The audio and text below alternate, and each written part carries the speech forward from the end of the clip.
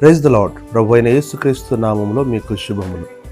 ఈ దినము కొరకైన దేవుని వాగ్దానము, నీ మార్గమున నీవు సురక్షితముగా నడిచెదవు. సామెతలు 3:23.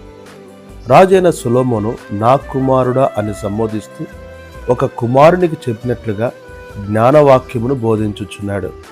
లెస్సైన జ్ఞానమును వివేచనను భద్రము చేసుకునటం వలన నీ మార్గమున నీవు సురక్షితముగా నడిచెదవు అని చెప్పుచూ ఉన్నాడు.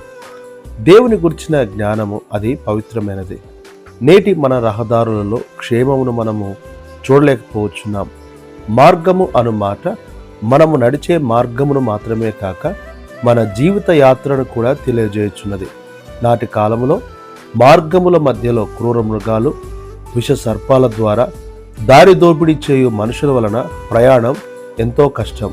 అయితే ఎవరు దేవునికి లోబడి ఆయన ఆజ్ఞలకు విధేయులై జీవించదరో వారిని కాపాడుటకు దేవుడు తన దూతకు ఆజ్ఞాపించును. అట్లు మన మార్గములలో సురక్షితముగా గమ్యము చేరదుము.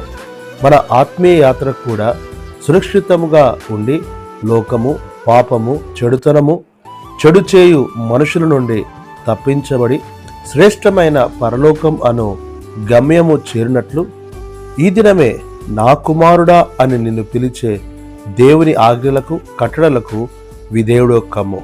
ప్రభు నీకు కృప చూపునుగాక. ఆమెన్.